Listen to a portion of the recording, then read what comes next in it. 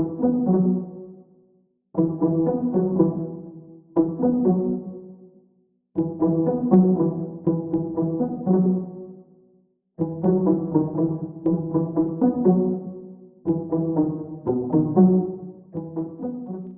dia efa tonga aza ny taona 2024 izany hoe ny taom-baovao fa ny toetsain'ireo mpanositra dia hita fa mbola tsy miova noho ny teo aloha ary porofony izany ny antsoavo izay nataony Marc Ravalomanana sisiteny izay miantso ny vahoaka hijoro hanarina ny tanindrazana ka ny pitsopitsony mahakasika an'izay no fakafakena amintsika atao anatin'ity vidéo ity ka manasantsika rehetra anaraka an'ity vidéo ity hatramin'ny farany azadino ny milaiky ny vidéo antsika ary tsarovatra ny miabone amin'ny chaîne antsika mba ahafahanareo manaraka tsy tahapaka ny vidéo izay lefa naisanandro eto tsy ampendrena moa isika fa avy hatrany tonga dia vavany ndao ary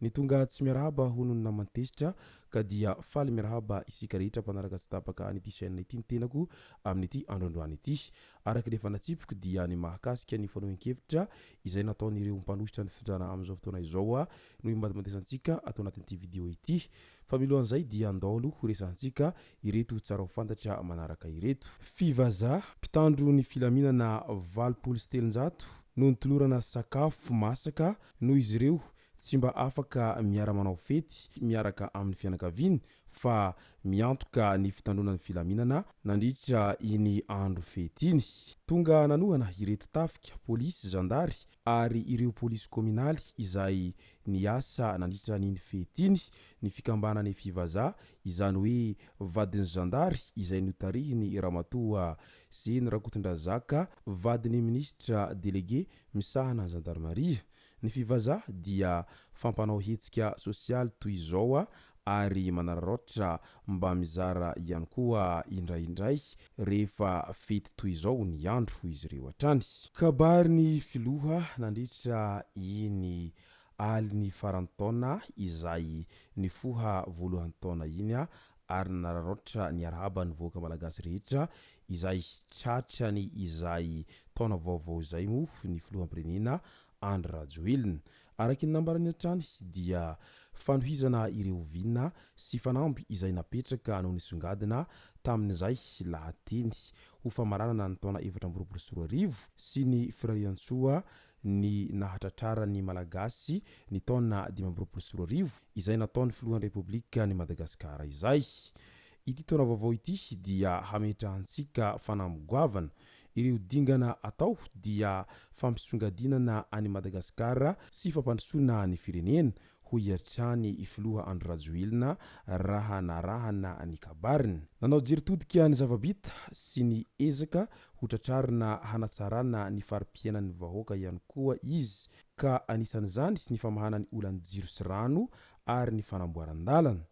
tetikasa lehibe hatao kosa ny fampidirana ny stratégique mpambolem-bary izay hampifanarahana ny teknolojia vaovao mba hifanaraka amin'ny toetry ny andro sy ny toetany ho an'ny Madagasikara ao koa ny fananganana ny orinasa raffinerie aurifère malagasy izay afaka anodinana volamena na ny or monétaire en rose ao Madagasikara ao ihany koa midika izany fa tena hanao zavatra ity filoham-pirenena malagasy ity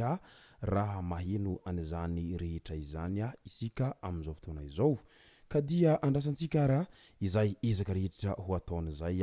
satria amin'ny mahafiloha tanora mavitrika mahavita azy ny tenany ary amin'ny maha Madagasikara tsy maintsy mandroso araky ny nambarany hatrany dia iandrasantsika eto izay ezaka rehetra ho ataon'izay ary hoentintsika ambavaka izany mba ho tanteraka avokoa izay rehetra vinavinany izay eo amin'ny resaka rotsakorana indray dia vao manorana kely ao Antananarivo renivohitra ao dia miakatra vetrany ny rano amin'ny toerana maro ao Antananarivo renivohitra ao mitosy mikija ny orana tao Antananarivo renivohitra tao tahaka anilainiseho tamin'ny 20 Desambra iny dia ora iray mahery monja dia ampy nampiakatra ny rano tamin'ny toerana maro nahitana izany ny teny Analakely, Behoririka, Ankorondrano, Ivandry, Andravoangy, Besarety ary Ampefloha, Sinosybe sy ny maro hafa iny.